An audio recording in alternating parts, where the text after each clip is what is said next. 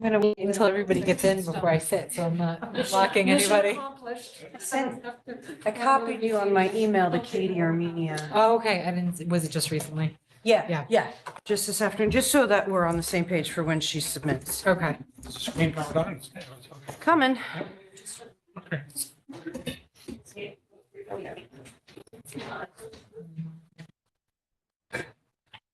Our source below is selected connected source.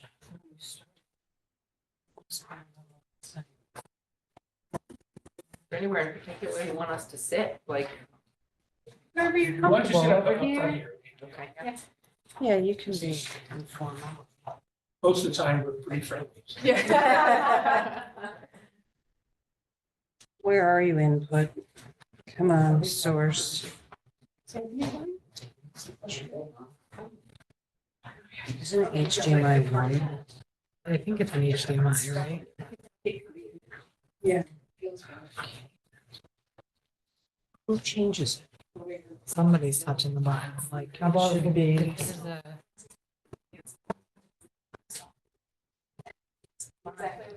Is there an actual button in the back that we can? There it is. Oh, you got it? We're on the right one. Something plugs. Oh, wait, nope. Linking.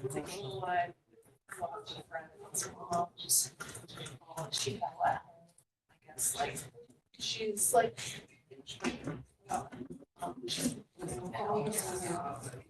Hang on, loading.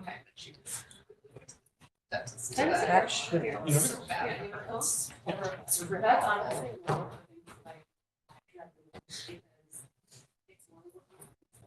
There we go. It's not blinking.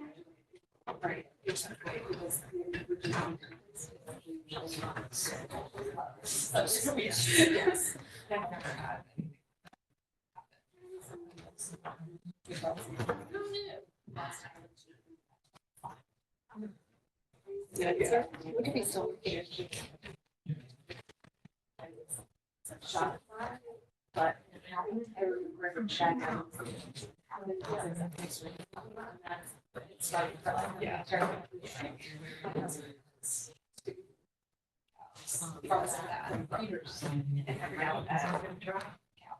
Hi, Anthony. It's 4:00 Wednesday. Meeting. How are you? Good, how are you? I'm just standing and letting everybody in before I. It's only taking me 10 minutes. So Yeah, so we just don't.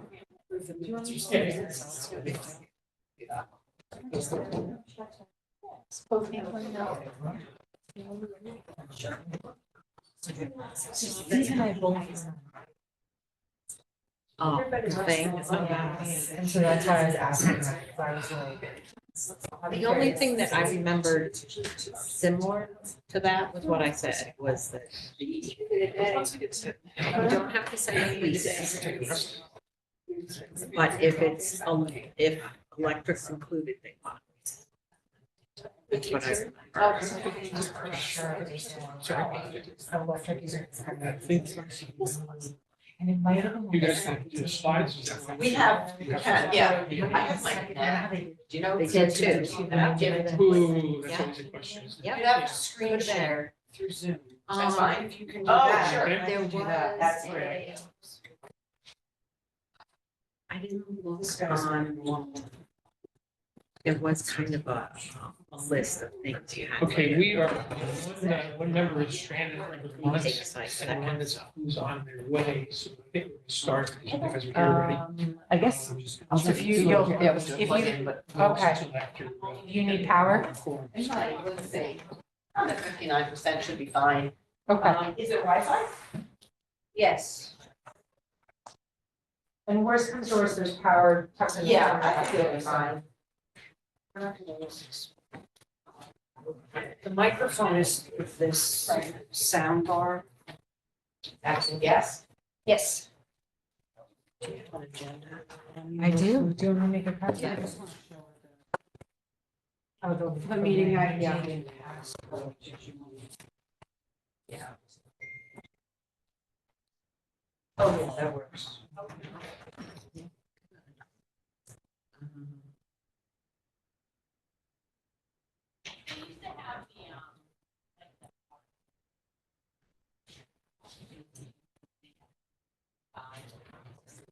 Yeah, I wanted to see on terms of actually, yeah, because I'm not sure. We if go it's- to the town, you know what I was just Oh, realizing, it'll so be we on can there. get on that.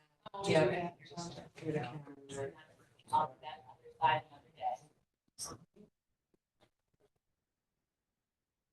Go to calendar.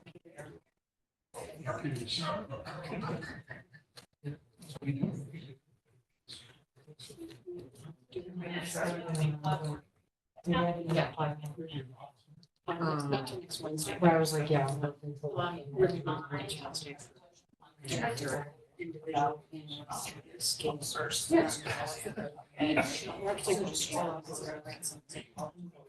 Okay. We'll be back with her. So, God forbid, some huge troubles things. And we can't get Yes. back to the- Yeah, I don't. That should get you Got that. that. And then I'll promote you. Okay. Oh, Yes. I'm sorry, no.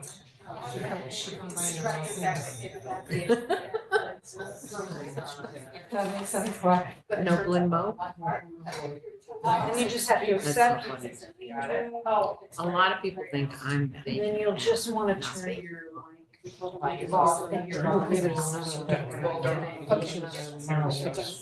Same name as you, right? Well, no, because I was at the schools first. And then you They told me I go ahead and have the- permissions to screen share. Yep.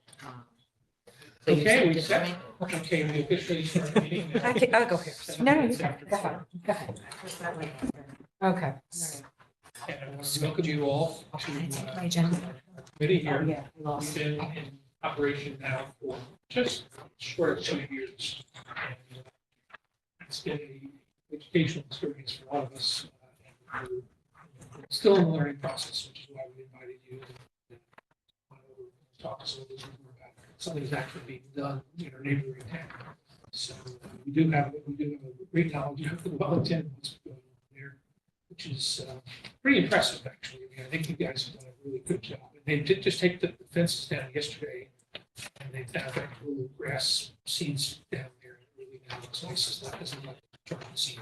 So, anyway, so I'm going to turn it over to you guys. So I'm not sure who's going to say what to start. So I was thinking, Carla, can you talk about Hope first, and you can talk about Zane after that, and I'll talk about. Sure. Can I ask you to introduce yourselves before we? Oh, yes, start, just so and you know? we'll ask you to introduce yourself. Absolutely. Yeah, for the minutes, yes. Starting at that end, Heather. Hi, I'm Heather Noblin. I'm the Assistant Director for the Beach Rec and Senior Department for the Town of Madison. I'm a liaison to this committee. I'm Molly Fahey. I'm the Social Services Coordinator for the town of Madison, also a liaison to this committee. I'm Jade Scenario, community member, volunteer for the. Mark Anderson, also. And Francine Morrison, same. And on the, Jen Gordon is our selectman, is our liaison with our committee, so. So Carla Lindquist, I'm the executive director of Hope Partnership. We are a regional nonprofit organization that develops, owns, and facilitates affordable housing here on the shoreline in Lower Middlesex County. As you mentioned, you're already very familiar with Wellington. That's another one of our projects that came and spoke to this very body, I think last spring, perhaps. And so we're really excited to be partnering on a new project with Xenolith Partners. So I'm Terry Bellis Mitchell. I'm one of the founding principals of Xenolith Partners. And I'm Andrea Kretschmer. You want us to spell? Yeah, oh, Yeah. sorry. Yeah. Too fast there. Yeah. Terry Belkis, Belkas, Kas, dash Mitchell. And I'm sorry, what was your? And it's Xenolith Partners. It's XENO. LITH. Xenolith.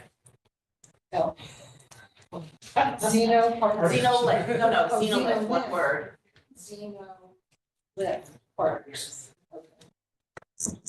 And I'm Andrea, and my last name is Kretschmer. It's KRETCHMER. And I'm Terry's partner at Xenolith. Okay. Great. Yeah, so, I'll just tell you what we do. We are developers mostly of affordable and supportive housing. We are active in New York City, a little bit in the Capital District in New York, and then here in Connecticut. And we are a woman-owned business, we're certified in the state of Connecticut, and have been partnering with various nonprofits in most of our projects to do cool adaptive reuse like we're doing in Clinton, or new construction. So we do both. And so happy to be working with Carla. And let Terry share the screen. Yeah, well, and I guess so I have our presentation, which is what we presented to the community at a public information session back in September. But I think it might actually be helpful, maybe Carla, because I know you have a lot of local context of sort of how it got to the point of issuing the RFP, which is what we responded to. Yeah, so just to give background on what Clinton did with the Pearson School, which folks may know is a historic school on one, right there almost across the street from Clinton Town Hall, is they held a series of charrettes over a number of months with the community and sort of said, what do we do with this school? It closed in 2019. It's right here, the main drag, what should we be doing with it? And the big ideas that came out of those charrettes were a senior center. Clinton does not have a senior center. It uses other facilities for senior activities, but it doesn't have dedicated space. And then also the idea for housing came up. There was some back and forth, I think, amongst the community members and folks in the town about what type of housing that should be. And they ultimately issued an RFP asking for senior housing, senior center combined proposal for the Pearson School. And Instead of making a decision, you said, let's put the whole thing on there. yeah, and so because it's a historical building, there are components that sort of lend itself to having dual uses, because the gymnasium cannot really be turned into anything other than a big open space. That works better for a senior center than it does for housing. But we hope, at least as an organization, is dedicated to age unrestricted housing, and in order for this to sort of meet our mission, we were, interested to expand it a little bit beyond seniors. So we actually applied with Zenolith as the main partner on this project for senior preference. And so what that means is that folks 62 and older will have preference there. And that satisfied, from the town's perspective, their RFP requests. And then we were selected last winter by the town council as the project and the development team that they would like to move forward with. And, the thing I'll add is, so Zenolith and Hope as well respond to a lot of different RFPs issued by municipalities and housing authorities.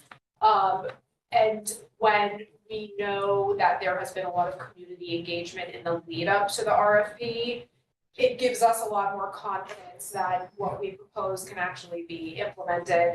So we have participated in some RFPs and it turns out there wasn't a lot of talk with the community and people are really blindsided by it, and that doesn't ever really go over well, right? Community members want to feel engaged in the process and want to feel that it's all been communicated.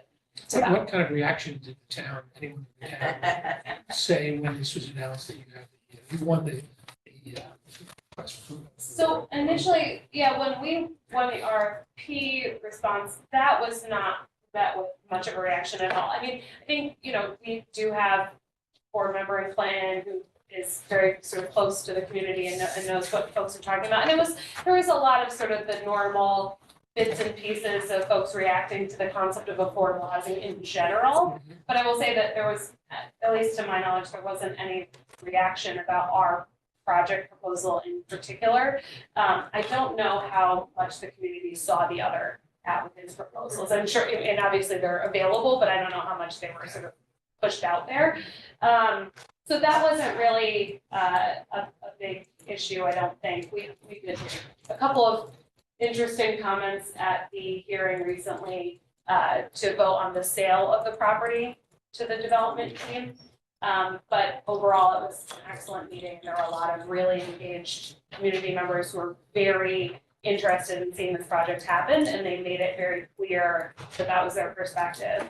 And that was heartening, I think, for us. Yeah, and just to add, the RFP itself that we responded to specified that they wanted to see 100% affordable housing, predominantly for seniors, that they were interested in a senior center concept. It wasn't necessarily required, but they were interested in that. It required the proposal of an acquisition price, and it allowed for the flexibility to ask for property tax abatement for the project. So everything we proposed was consistent with what was already in the RFP. And again, because there had been these discussions prior to the creation of the RFP, right, I think there was some consensus. A lot of the questions that we got in the public meeting was really more around the use on the property. People wanted to make sure that we were required to actually build what we're proposing, which we are. It's part of a contract, right? We can't, just take it and turn it into market rate housing. And, establishing confidence in the purchase price, right? So we were the most competitive bidder for the project, and it comes with some hair, right? It comes with a deed restriction on the property. At the time that we were responding to the proposal, we didn't have any context for any of the environmental issues on site, either within the building or on the property. So it's not just a clean parcel that you can do anything with. You can't sell it for an insurmountable amount, right? It's got its limitations. Do you think the fact that it was for seniors made a difference in terms of people buying into the idea of, It does generally. I mean, I would say that's sort of universally a more commonly acceptable form of affordable housing, especially here in high opportunity suburban towns in Connecticut and other states. But I would say that, at least in Hope's experience, over the past 5 years, the general sentiment around housing and affordability has transformed. I mean, it's a very different day surrounding housing in general and public policy and public dialogue around it. And so I think that I would venture to say that the comments that we heard during the most recent hearing on the sale of the building, that reflected a very different public sentiment than you would have heard 5 years ago. This issue is top of mind for folks, and they're very aware now, whereas they maybe weren't 5, 10, 20 years ago, that this issue affects more than just seniors who are on a fixed income. So, who actually is the owner now, or will be the owner? So it'll be a joint venture between Xenolith and Hope Partnership. So the town still owns it. We won't close on that until we have all of our construction financing in place. Okay. So that'll occur hopefully next fall. And who manages it going forward? So we're engaging EHM, that's correct, Elderly Housing Management.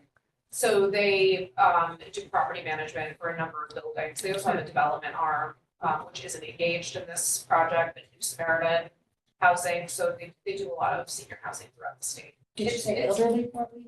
Elderly housing. EHM. It's fairly typical for developers who are not of a certain size in terms of their portfolio to engage a third-party property management firm. Sure. And so that's what we do. They're very well known Yes. in the senior space. Yeah, and Terry, maybe if you go through the PowerPoint. Sure. I think other questions will come up, but some of what you're asking is in okay, here. we shouldn't jump ahead. of this. Yeah, you can, but it might, it'll give you a frame of reference, I think. So again, this is what we presented publicly on September 11th. This is the development team for the project. Again, Hope, Xenolith are co-developers on the project. I'm not sure if Andrea mentioned it, but we're a certified WBE in the state of New York, state of Connecticut. Paul B. Bailey Architects is a group that we've worked with in the past. They have experience with historic adaptive reuse. BSC Group is our site civil engineer for the project. Again, Elderly Housing Management is the property manager, and we're using a consultant called EDR, which is helping with the historic preservation advisory piece. So we're using historic tax credits for the project, which requires a number of National Park Service and State Historic Preservation Office filing. So they're coordinating those filings. Will we get a copy of this? We can send an electronic copy. Yeah, that for would be sure. great. Thank Yeah. you. Yeah, and these are, sorry to skip around. So these are, these are Hope's projects. We gave the overview of their work. These are some of our projects. We've done large scale projects, smaller scale projects. Historic adaptive reuse is always really interesting to us. That project in the left and center is Thread Mill Apartments, that's in Stonington, Connecticut. So we did that while we were with a different developer, but it had a similar capital stack to what we're doing here in The Madison. one in the middle? Yeah. Yeah, the brick Yeah. building, the Yeah. old brick building, Who's actually the developer for this little, who's for like, Clinton, yeah, who's, it's Xenolith Partners and Hope Partnership. but who's like breaking ground, you Oh, do you Construction. subconstruction? Oh, construction. Oh, the GC. Yeah, so we're still in the RFP process for that, so we have to competitively bid that. Yeah. Haynes Construction has been assisting us with, pre-con work and estimating. So they do a lot of work also through the state of Connecticut and with the state's affordable housing programs. They did Wellington.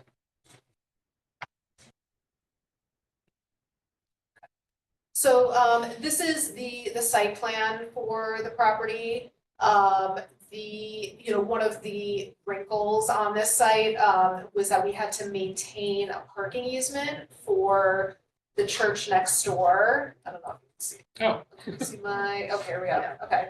So there's a church right here, and they had a parking easement running along here, so we need to maintain the parking easement, and that was also something that was specified in the RFP. And we're also providing parking over here, which will really be set aside for the senior center. And then the remainder of the parking is essentially set aside for the building residents. I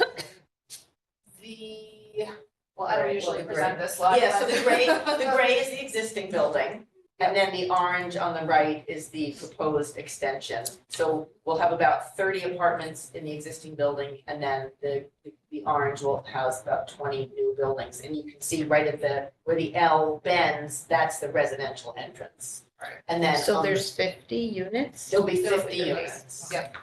Yeah. And just to also clarify, the front area for folks who are familiar with Yeah. this building is currently, sort of a green area that has a little gazebo, and there are statues and also a dinosaur footprint, if anyone didn't know, we didn't know, we just found out. But the town uses that space, and so that space is actually going to be returned to the town, and they're going to manage Right. and maintain that front area. And then this is, right, so they're gonna keep all of this. And then this will be the entrance to the senior center. So parking is here, they'll come around this way. You'll see there'll be more information on what else is gonna happen on the outside.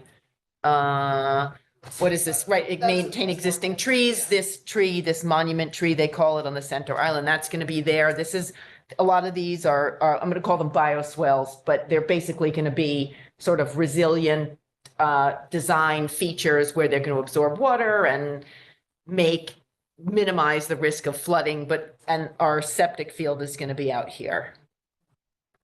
And the septic capacity was the driver basically for the unit density on site. So 50 units was really the maximum we could do, just from that perspective. What's the square footage of the senior center? That's great, let's see. It'll, if you keep going to the floor plans, no, that's okay. Actually, go back one slide, Terry. What was the, oh yeah, so this is our Street view. our street view. So this is obviously existing, and then this is the rendering of the new. And we've been also very specifically directed by SHPO that we can't use brick. And We have to go. I'm sorry, that we have to use brick. We couldn't do something that had a residential cast to it. They wanted it to look exactly like the existing building. So we are doing that. And this is the gazebo that will stay also. And then all of this will be in the town's, stay in their ownership. Yeah, okay, go ahead, Terry. So the senior center is, again, it's at the front of the building. So there's an existing gym that's also a combination. It's got a beautiful stage, and there's a sort of an emergency exit this way. So they're going to keep these two, they're large, I guess they were classrooms, but they look more like sort of multi-purpose rooms. And they're going to have an office office. Can't really tell from here. Maybe this is the office. It's a little hard to see on here. But so they're going to keep the front portion of the building and the entire gym, which is double height. So you'll see on the second floor, you'll be able to look down into it. And then we'll start with housing units all on the first floor. The library is going to become the common room for the residents only. So it's beautiful. It's got, you see, it says a skylight. It's also double height. It's just exquisite. And the building, I should have mentioned this before, is divided into 3 sections. This piece was built in 1932. This middle section was built in the 1950s, and then this was added in like 2000. So the historic piece, it only applies to the original 1932 construction. Right, so residential entrance, the common room, we're replacing, there's an existing elevator, we're replacing with 2 new elevators. And the unit mix right now is studios and 1-bedrooms. And the classrooms lend themselves very nicely to that mix. So if you, they're big units with high ceilings, and we have an obligation. Yeah, so the windows are a very, very particular focus of SHPO. And so we have to replace them with the original style of window that was there. So one of the things we're trying to balance is also sustainable design with historic preservation. And so we'll get as close as we can, but my understanding is that the historic takes precedence over sustainability. Are those the old classrooms, basically? Basically, yeah, you can see, yeah, these are basically the outlines of the old, and we're leaving, there might be photos in the deck. We're leaving some of the closets and the bookcases, like some of the things that were built in that are historic and that really scream classroom. And for some people, that's really fun. I mean, you know, you're looking for something particular if you want to live here, for something historic. All right. Is the hallway open to anyone, or is it divided off? So this is, right, you cannot, if you're at the senior center, you cannot access, and again, this is a slightly outdated drawing. We've made progress since then because there's storage here for the community center, but you cannot enter the residential portion of the building, and the same for the residents. If they want to access the senior center, they need to go outside and come around. So and again, the town was very specific about wanting there to be distinct. Yeah. Yeah, the senior center is really being designed to operate on its own independently of the residential building. And part of our deal arrangement is that we are rehabbing these spaces. They're doing the fit out of basically anything movable within those spaces, but we're providing the bathroom fixtures, right? We're ensuring that the gym space is brought up to date and everything refinished and up to SHPO standards. And we'll have a long-term lease with the town. It's 50+ years, it's a long-term lease, but for $1 a year, it's nominal. But they have to manage their own operating expenses for that space. But it's really, again, designed to function completely independently of the residential. Can I ask a question? I totally missed up you. Yeah, go. At the beginning, the part about the senior center. I heard you say that the town didn't have a senior center, and that was one of the things they wanted. How did that come to be? Was that just part of your, like, sort of? That was part of our process to just proposal. Put that in there? Yeah, so the Part of the RFP, RFP, too. yeah. They asked, so actually, this was a very comprehensive ask for an RFP. They actually asked for Who's 2 they? plans, The the town of Clinton. The town. Yep, the town of Clinton, in their RFP, they asked for 2 plans. They wanted one based on housing and one based on senior center, maybe a combo. We cleared it with them to just propose a combo, which they were okay with. And they were looking to do a senior center here. That was one of the top priorities that came out of those community charrettes. They have a robust a senior program. They do field trips and they do cooking classes and they do all kinds of games and really busy, and they're just hopscotching around. What were they doing then? Well, they're just, wherever they can find space. It's really kind of kooky. Like they're cooking, I think, in town hall, like with Bunsen burners. I mean, it's like really not good. So one of the things that we're doing there's a kitchen, there's a big cafeteria space and a commercial kitchen in the existing building.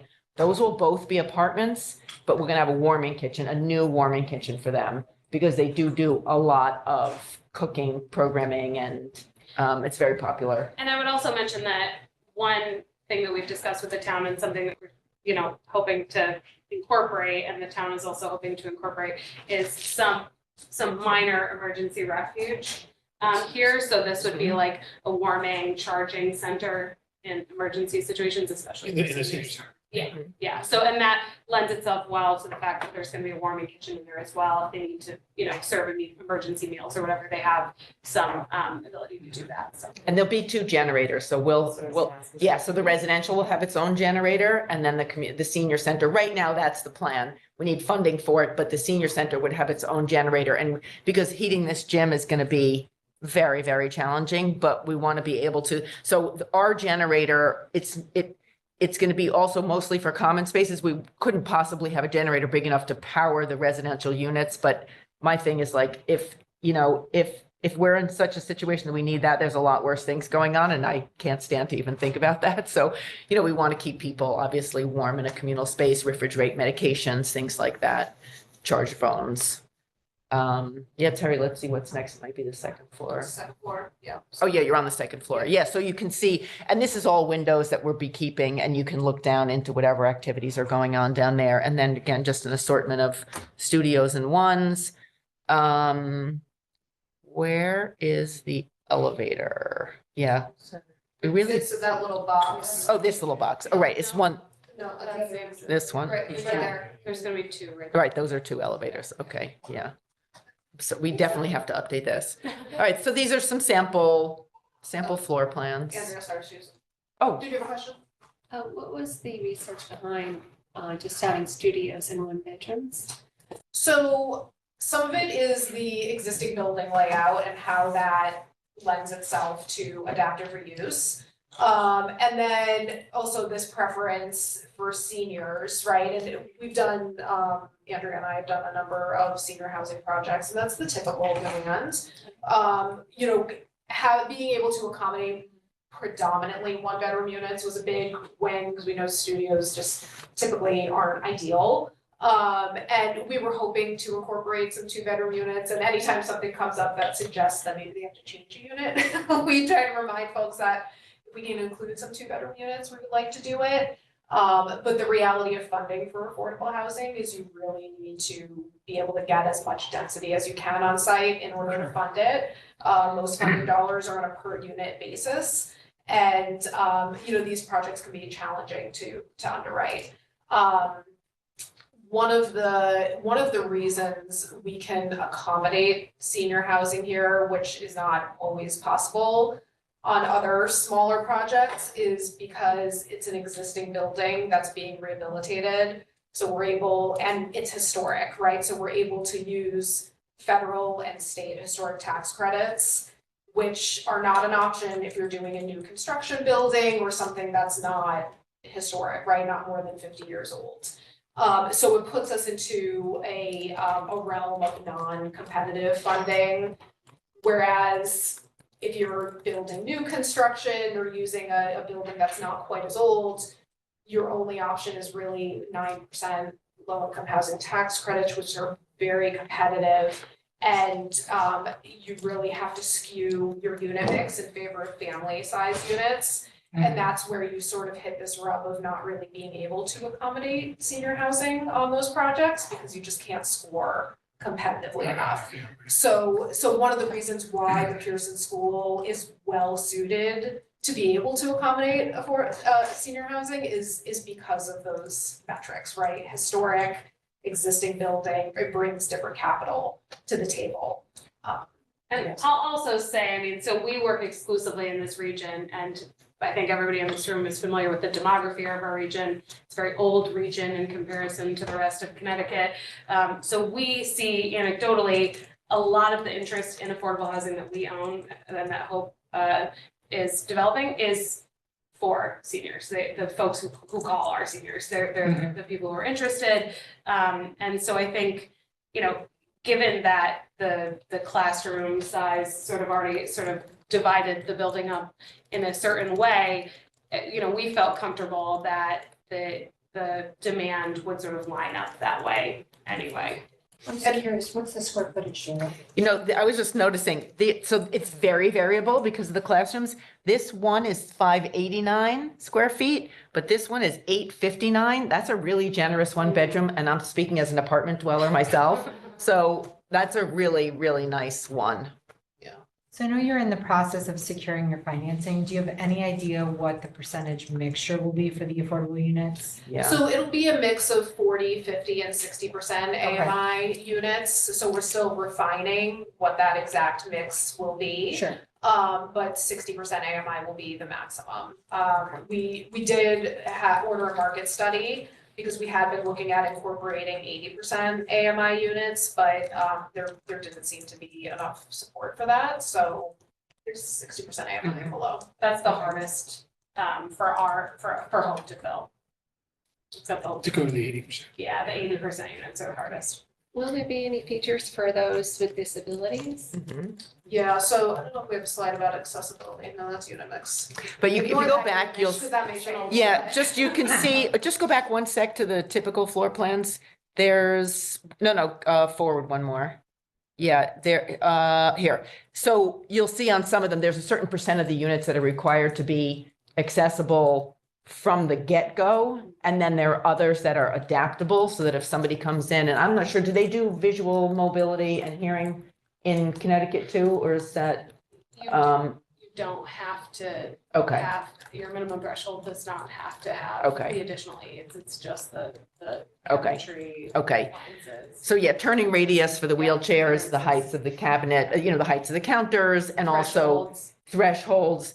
And also so that your wheelchair can roll in, say, under the sink, so there'll be a panel that's at an angle instead of having a flat front, things like that. So yeah, there's a certain amount that we're required to do.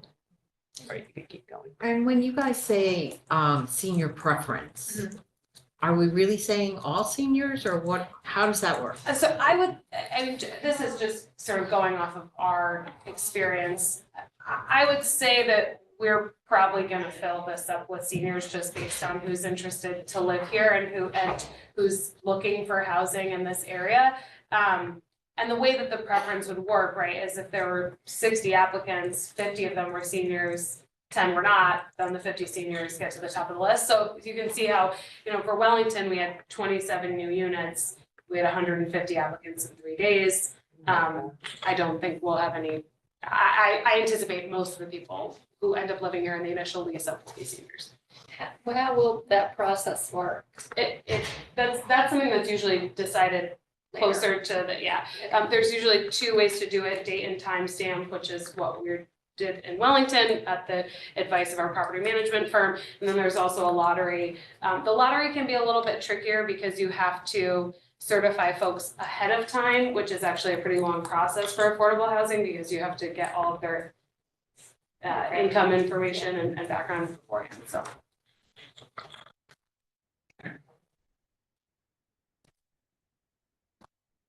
This was the proposed, it'll be some combination of this 40, 50, and 60% AMI units. Again, we're still refining it as we work through our financing. But everything will be below 60% AMI or lower. We are setting aside 1 unit for a superintendent to be on site. And again, it's predominantly 1-bedroom units.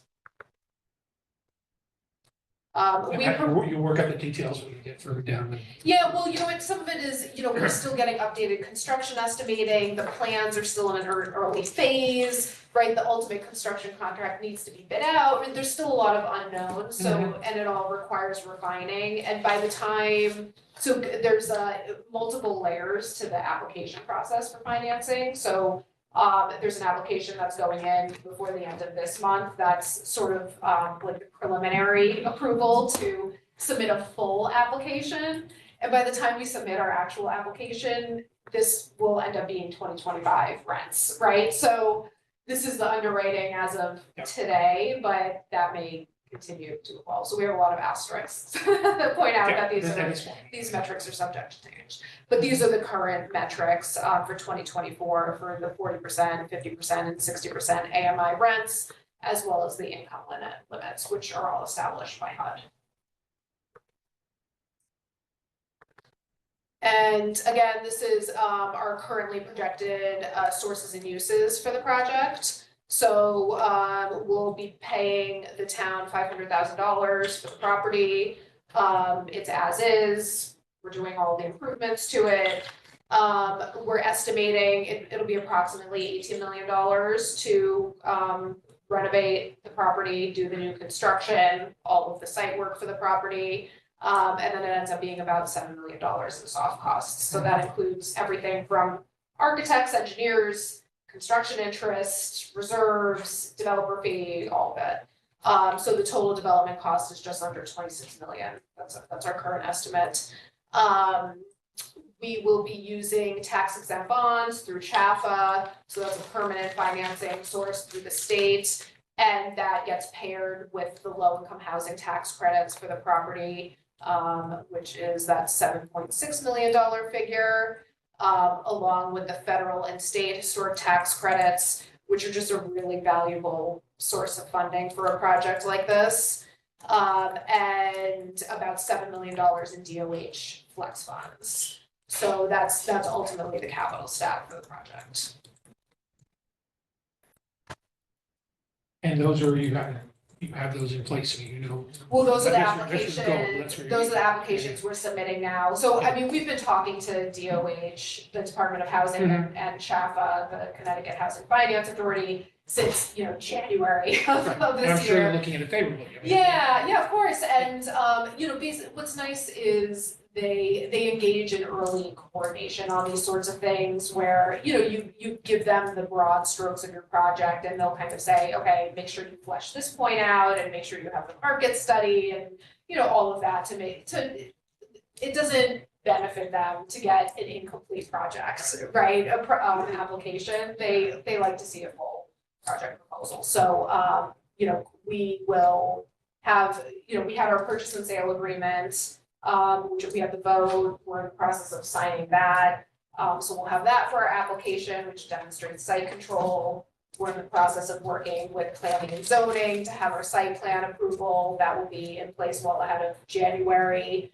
And the town is working on their local ordinance to help facilitate the property tax abatement for the project.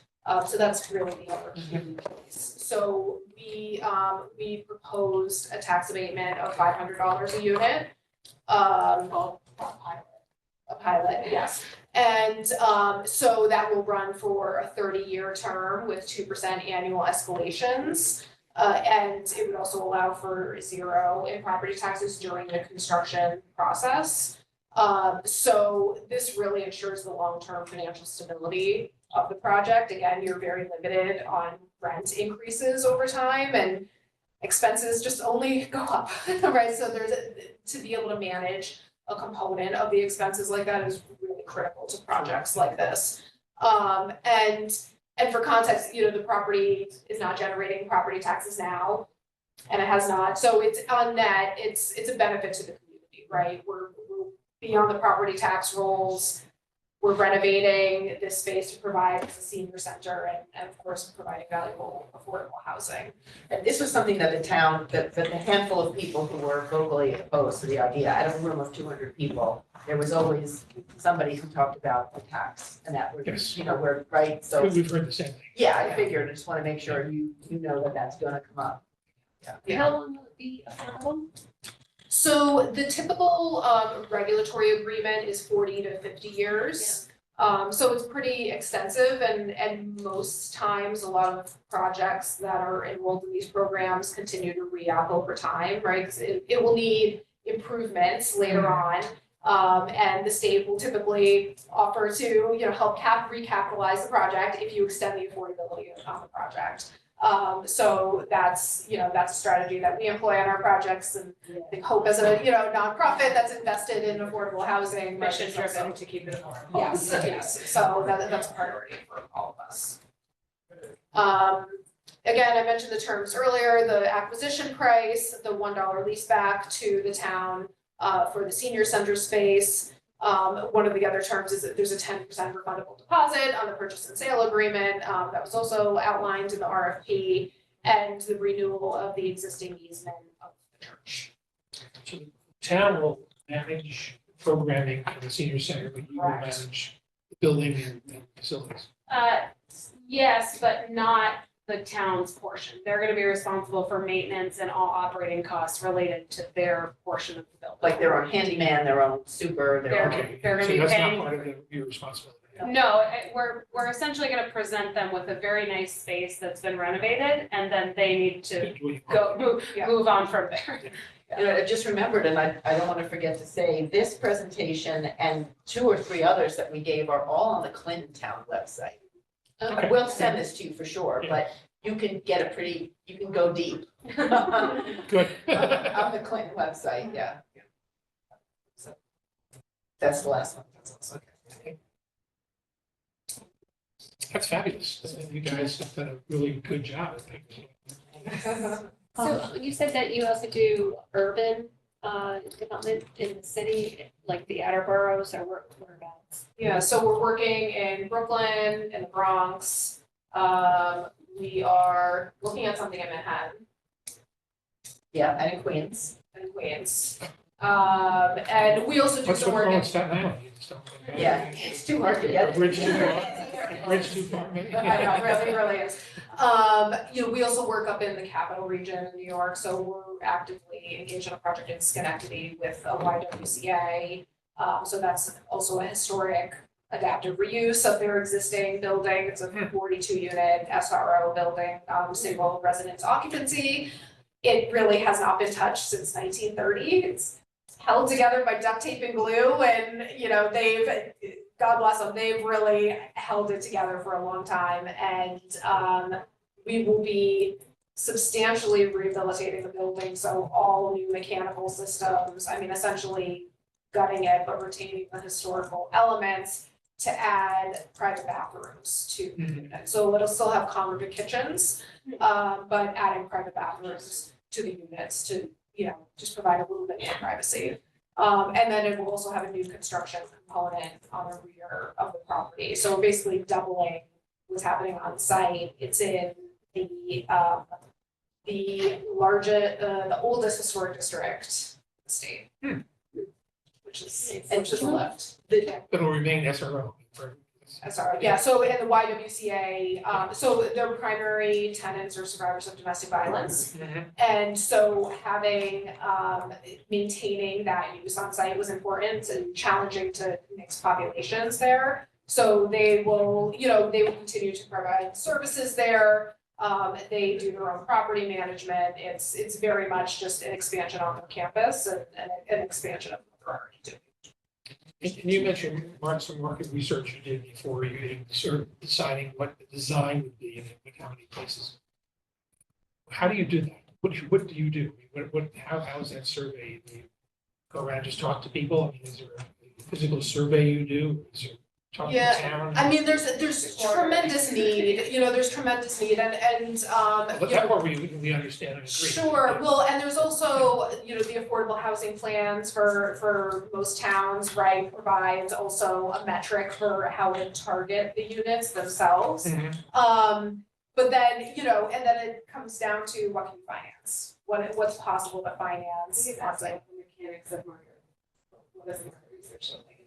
Oh, like a market study. Yeah. Oh, yeah, so there's third-party consultants, you know, they're the same folks that do market studies for retail and commercial properties. They Okay, also I do mean, it- as you say, it's not just an informal. No, it's Newmark Frank, Newmark I can't- Frank. Yeah, Newmark Frank, yeah, they did. Yeah, we know those guys. Yes, yeah, they're everywhere. Yeah. Yep, so they did the market study for this.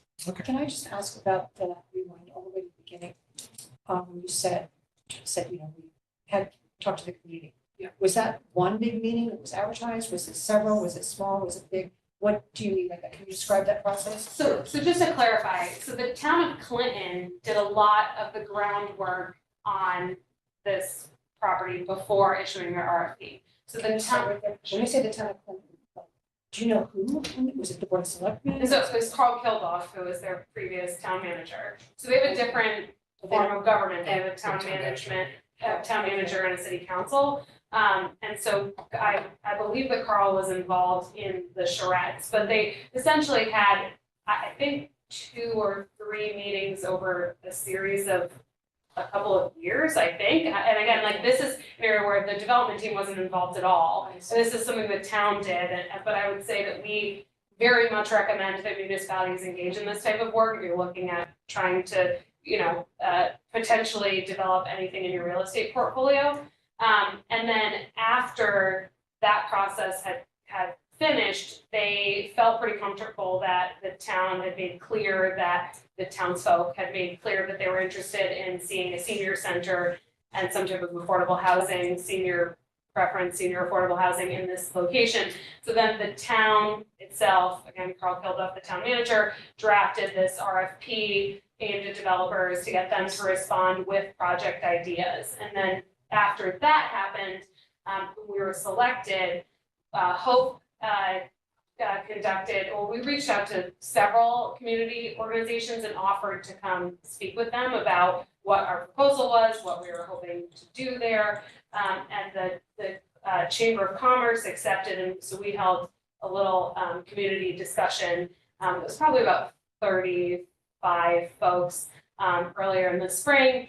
And then since then, the development team has had a series of public meetings that we've engaged in the past month and a half related to various mechanisms that the town of Clinton needs to do in order to move the project forward. So this presentation comes out of an information session the town asked the development team to do. And then we have also spoken very briefly at the meeting that the town had to hold in order to vote to sell the parcel to the development team. We're going to be there tonight at our site plan review, and we had another site plan engagement too, although we didn't just speak. So that's sort of in the nature of. So the vote to sell the property was just done by their board? No, they did a town meeting style vote, so they had Not a handwritten. referendum. They didn't do a referendum, they did a handwritten ballot. So whoever showed up. And I wanted to just show you how important this is to the town and how prominently they're featuring what's going on. So this is their website, and on the home page, right at the bottom, is this, and then it goes to, okay, again, we're focusing just on the project, and we go to additional info, so they've got a summary, and Carla and her team put together an FAQ sheet that's also published on here, and then they have all the meetings we've been to, and every presentation is available for the public. So everything is very, very transparent, whatever, we've been there 6 times, so it's a lot of voting, there's a lot of questions, and, and it's been, I think, we've seen the momentum build.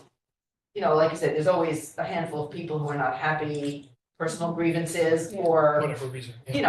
but it's been a very public process. Okay, thanks. Sure.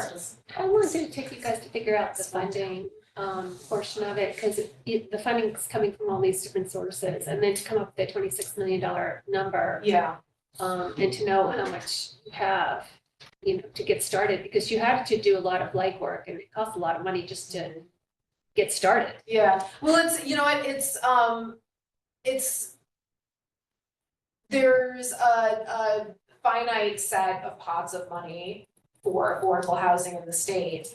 And because we have experience working with those pots of funds, a lot of times we can sort of look at a site or, we'll see private sites every now and then, right? Someone will send us something, we'll be like, we can't finance that. You just sort of know, just based on our collective experience, what's possible. Details about the physical components of the site will Right. tip you off to whether there's, gonna be some sort of expensive boondoggle. Right, if it's in a floodplain, right, we can't really touch it. It's outside of the floodplain, okay, next step, is it a TOD site or something analogous to a TOD site? What do the utilities look like, is there infrastructure? Can you send us that criteria that you? I mean, that's sort of the work of developers. It's sort of a moving target, and at least for Hope, it's different for every single parcel that we look at, because there's a different variable in every single case. And I will say that different development teams are more familiar with different types of development and different types of parcels, and that's where it gets even sort of broader in how you would calculate it. And you really, I mean, you start with sort of this back of the envelope, you start with the litmus test of the go, no goes, right? So there's certain things you would cross off the list. And then you have to start with the back of the envelope, right? Like, what do we think we could get for different funding pots? But then you have to go into a more serious underwriting analysis. Right, yeah, and then, and that more detailed due diligence phase that starts to incorporate your environmental reports, right, of phase one, ESA, right, just what's the history of the site, what is the potential contamination, a survey of the property to verify its dimensions, eventually you get into perk testing, right, especially if you're dealing with septic and what's the capacity, so, but those are after you do that initial litmus test of, do we think it's viable on site? Is there just a general rule for thumb for yourself? How many units, like below X number, it's just not even. I mean, it's really hard to do anything below 50 units. So anything below, and then. Well, But it's I'll possible. actually, But it's I'll possible. actually push Yeah. back on that, Yeah. because Hope specializes in particular in lower density. And so we would really not wanna do anything that's fewer than 15. So that's really, 1.5 that's or our 50? floor, 15. 15. Five. That's our floor, Okay, that's our 15, floor. so 15 for you. This is 15 for you. this is more dense than we would typically do. So if we were going to approach this project as a sole developer, we would not have proposed 50 units. But that's because as a nonprofit, we have a different funding structure Yeah. for our organization. Sure. And so we approach things a little bit differently. We do projects that a traditional developer like Xenolith, like other developers, would not do because they're just not as financially feasible. And that's because. When you do something like 50 units, maybe this question is not really answerable. Is there like a certain amount of land you need? Like, Well, it depends on the zoning of the property, and again, that gets to be very site If you specific. didn't even factor that in, like just on as a practical matter, like, do you know how Yeah. much space you would need to have 50 units? It would, I to mean, Erin's point, it would also depend on the soils, there's I certain soils understand all that that. support. I how much mean, you if can- you don't take into how much account all of the density. nitty gritty. Explain why you're Just- asking the question. Yeah, I'm just wondering, I mean, we're starting to evaluate parcels of land. I mean, yeah, if something that's less than an acre is not even worthwhile even thinking about. We hope so for lower density, but we build shorter, wider than a lot of other developers will do. So as folks may be familiar with Wellington, we do suburban townhouse style, which is going to be, everyone has their own entrance, it's gonna be a bit more spread out, you're gonna have separate buildings of a few units here and there. We generally won't look at a parcel if it's less than an acre, and we would prefer to have two. So that's sort of our general rule of thumb. And again, there might be an outlier, right? So if you're looking at a site on a Main Street corridor where you could do 3 floors, then that would be different, right? We Okay, might I look at get something that. smaller. Yeah. So I was just asking just a general thought. And I want to say that just for Xenolith, we've done projects, our smallest project was 38 units in 2 separate buildings. So one of them had 14. And then the biggest is 205. So we've also just run the gamut on, and that's. And that they're all means different. reuse, they do all reuses? No, those are all new All construction. So the adaptive reuse, the one in Stonington, that mill is also very unusual because it was, the building was 130,000 square feet. Yeah, it's a big building. It's gigantic, but the way it broke up, we have 53, there are 53 units in that building, so they're giant loft apartments with mezzanines in some of them, and it's not a model that you can easily replicate, but it happened to work there. But yeah, so our projects, they have a big range, and that's also because we're mostly developing in urban areas, but like we did our project in New Britain, Connecticut, that was 80 units. It's what we call stick built, so it's got a ground floor commercial, and then it has 5 stories of residential above. It's passive house, which is the highest level of sustainability that you can do in the United States right now. And that was an RFP also with the site of their former police station, extensive contamination, got all that cleaned up and. The other thing I would say about sort of the viability and how you approach that is that in the Northeast, it's a little bit different than some of the other parts of the country where you really have a plug and play development model because you can count on huge swaths of flat land. And obviously, all over the Northeast, that's not the case. And so you're either in an urban area, you're in a hilly, ledge-filled area like we're familiar with. And so that's why I would say here, even more than other places, each project is its own thing. The schools that you're looking at, what, do you know, are they historic? What year were they built? I don't think No, I don't think they're more than 50 years old. They're not more than Do 50. you know, Aaron Ryerson or Jeffrey? They wouldn't, No. they under wouldn't 50 meet years. those requirements for historic. They would require a delay in demolition just on local ordinance, but Okay. And you're looking at adaptive reuse as opposed to, not That's what we want to necessarily. consider, yeah, but we're not sure the town's We don't know going to yet. consider. what It's so okay. early. Yeah, Okay. too early. I mean, right now, the land is owned by the Board of Education. So the first step is what they are going to do with it. Yep. Then if it's returned to the town has to decide. And we're advocates for one particular idea, but there may be other competitive parties. Well, this is great, thank you. Yeah, very, thank you very so much. much. We are moving on to. Yep, I'm gonna take this as well. Second, which. Yep. The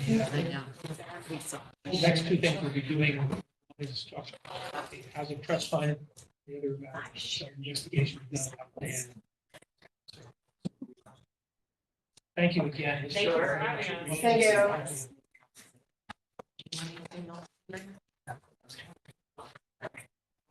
Thank you all.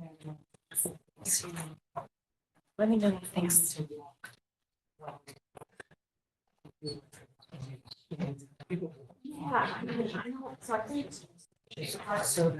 Thank you. You're not leaving. No, I'll stay. Jane, do you want to start with what you people are doing? Yeah, I think we were able to collate all of the comments that people I think you made did a through. very good job, yes. Our next step though is there's another portion to it, and that was that we were going to send that to Stacy. For financing. To the finance, yeah. And then once she takes a look at it, we wanted to gather some more feedback in case there are some changes or some comments that she might have. And she said that she wasn't available to really deal with us until the end of this month. So what I was planning on doing is sending a copy of that to her, like by the end of this week and say, hey, I want something. That's done. And then get that information back. And then I could share, then I'll share it with the broader Mhm. group. And along with that was the question is how you would want to approach it with the selectmen. So you have your hard copy of this straw man structure. Did we also want to do the PowerPoint? The PowerPoint is just definitional, so it doesn't really have any. It just has some suggestions, but I can sort of edit it to match what's on final. I think that would be the way to go. I mean, I think, again, Jen gave us that advice the last meeting. Yeah. I think we need to sort of put the package together, and I think a slideshow is better than just Okay. text, Yeah. even though hopefully everybody will read it.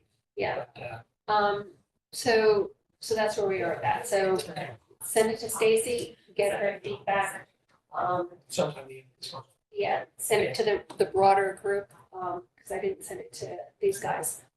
So I just wanted your comments first. And then I'll redo the PowerPoint to go with it. And you can, we'll go through that edit process. Okay. So the mid-November meeting is that a reasonable target date for this? Yeah, I think so. Okay. I'm sorry, what is it? Propose to present to the Board of Selectmen? No. No, This for is to us. get- We have to Us get too. Yeah, our, this would be having Stacy's input To- revised. for revised final the, edits. yeah, and then, Slideshow and the PowerPoint.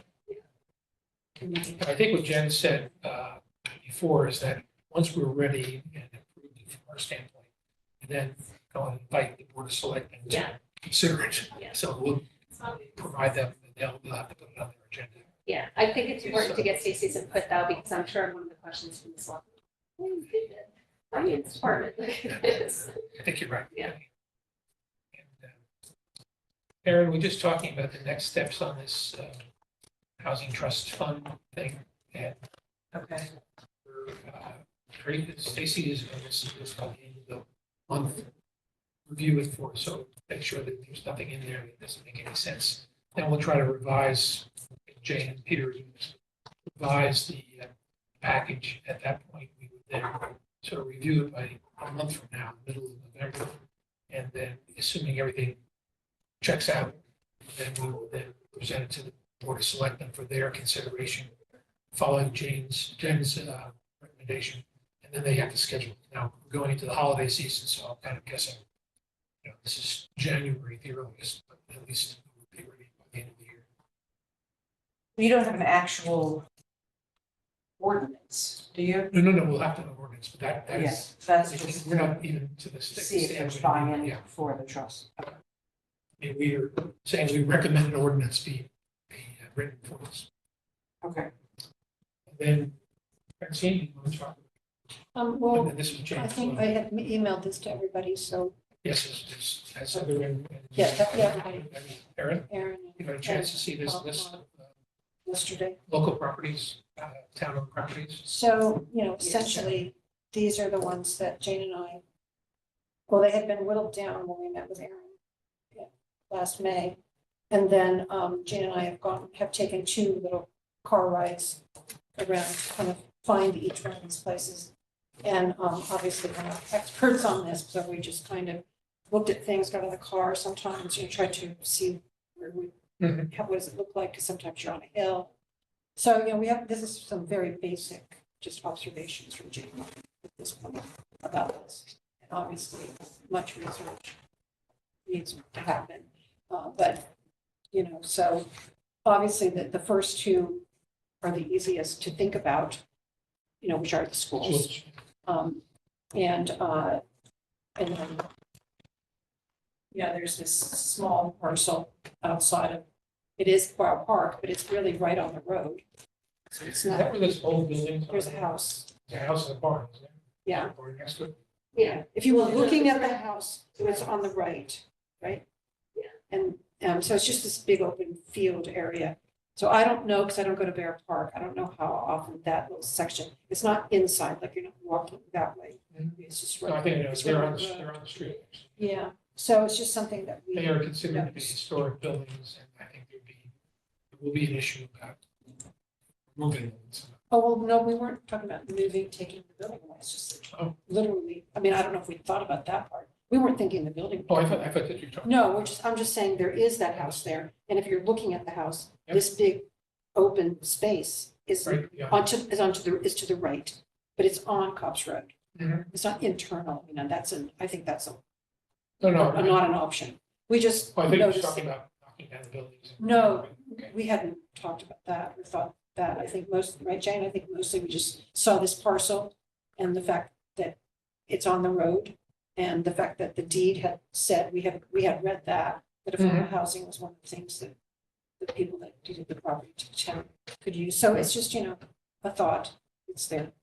Well, how do you think you want to do this now? So, I'm yeah, going to take it from you. well, I mean, I guess we have to figure out how we go about researching some of this stuff. we need the deed for the schools. Yeah. Okay. I don't know, if Aaron, you have any thoughts on what, if you had time to look at this? And The school properties are going to, if some properties are vacant, there's not going to be a lot of information available on them. We're not gonna have historic permitting or soil testing or things like that necessarily, How about because, deeds? You'll have a deed. well, the deeds are all in the town clerk's office. I thought you said you had the deeds. Some I don't- things, we have there were researched it, deeds. so just- Some things that when we were doing it on the computer with that page, that, yes, deeds we saw sometimes, Some but of them- sometimes there weren't Yeah, deeds to sometimes be they found. weren't, but we also didn't know if when the town would get ownership. Because did you just say that the? Well, the Board of Education owns it right now. The town of Madison owns the Well, property. The Board of Education has to give Manage, it back to right. the town for its Yep. use. It can't, until the board has to act first. All right, so that's for you and I to try to get the deeds on those 2 schools, to see if there's anything quirky in there. And then in our last meeting,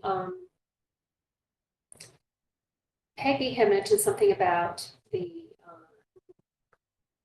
building that houses the Youth and Family Services and the Memorial Town Hall. Erin, you weren't at that meeting. I was at that meeting. Well, I mean, what I understand anyway, if the academy school is converted to whatever it's going to be converted to, the Youth and Family Services operation will move into the academy school. Yeah, That will make that building vacant. yeah, So it's town-owned property. and But the Memorial Town Hall too. the Memorial All those Town Hall people is go there too? also town-owned properties. Memorial They're Town not Hall is moving not from the town hall. moving. Sorry? The probate court is in the Memorial Town Hall, And the as well as Charlotte our Edwards. archives are there too, and there's no plan for them to move.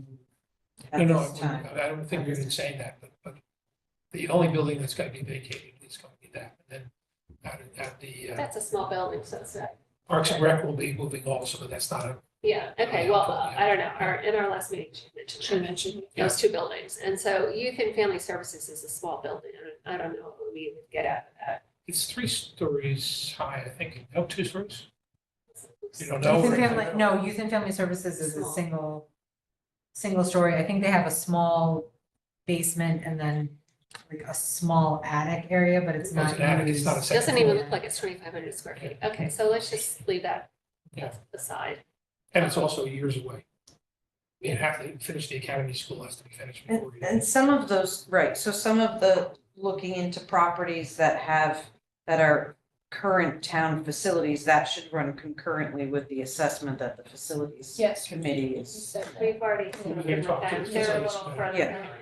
Yeah, we noted that here. Yeah, That it's just, we just put it on the paper because it's. I think what we need to do is pull the facilities deeds too, and then have another meeting with them and say, hey, what about this? Because it kind of coincides with some of the stuff Dave said, moving, consolidating. some What other- is their schedule? There's a time when they're going to make a report?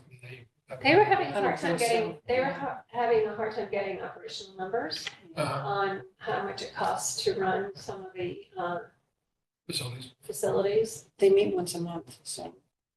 They're meeting this Thursday. Yeah, well, I think it's I think important. that next time we go to them with something and say, hey, this is what we know. Let And them then, focus on and it. then let's start highlighting what their feedback is. It's right, the first meeting was kind of like, well, we just started.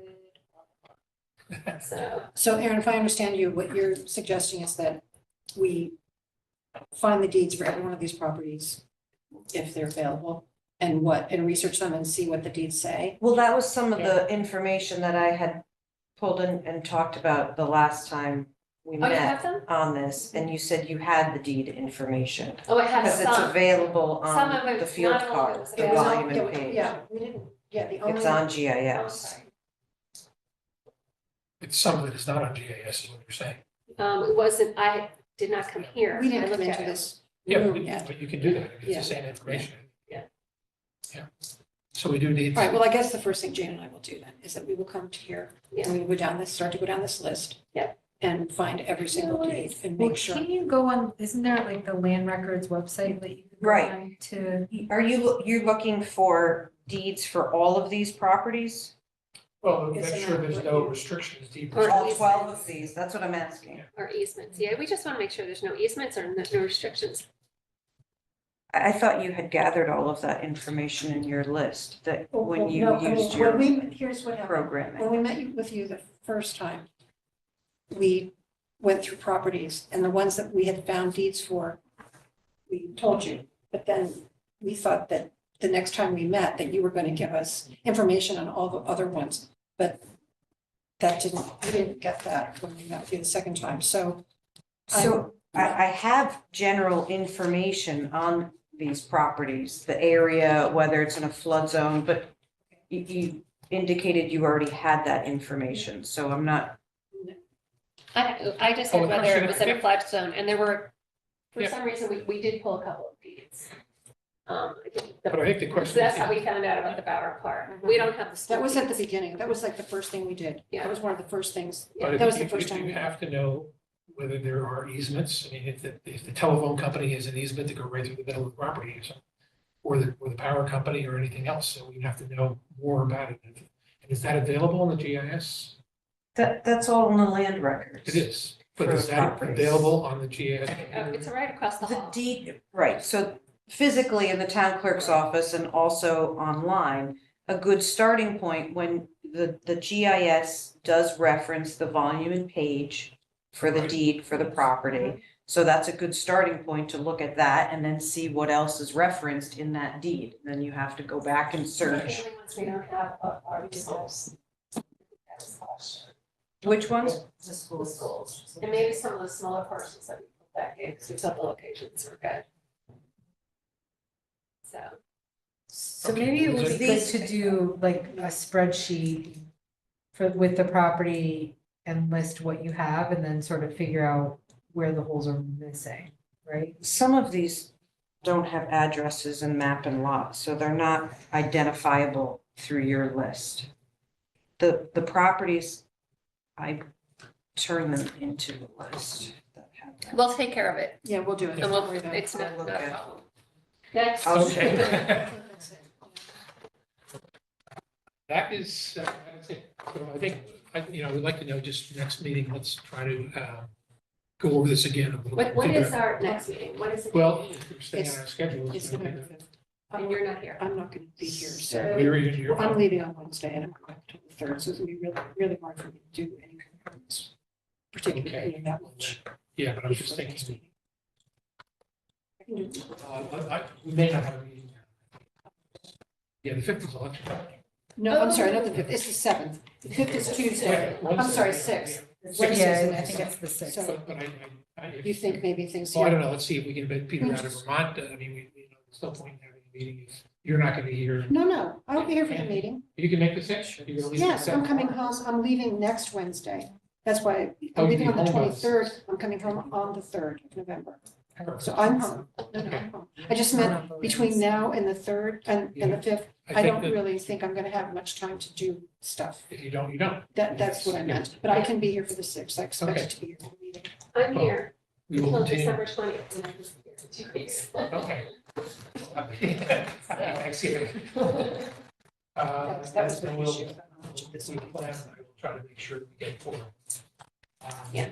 So Yeah. because this is not an official meeting, we have not had the minutes will have to be added to the next meeting. We'll have to read the minutes into the next meeting. That's what we. Oh, you mean the minutes from before? Your these minutes minutes. from this meeting, Yeah, it's not an official meeting, so we can't approve the meetings of the previous meeting. yeah, I know. Minutes of the previous meeting, and so what we'll do is take the minutes that you will draft up, and we'll just bring that into the next meeting and incorporate them.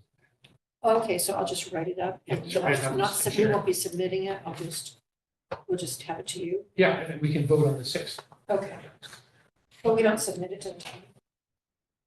This Normal? this is a We posted can meeting. submit it to the town, yeah. Yeah, I don't know that it's not an official meeting. It is a posted meeting. We'll just. Well, you don't have a quorum, We don't have a so quorum. you really shouldn't have met, but Okay, you did meet, so take minutes. I did. Yeah, we have minutes for meetings that didn't happen. so- And you said post them? Yes. Okay, No, so no, you can- Yeah, Okay. and the posting goes to minutes. I understand. Okay, well, we're finished then. It's 17 Thanks, after. Jen. You can hang up now. Yep, thanks, Jen. Probably in the garden. Was she there?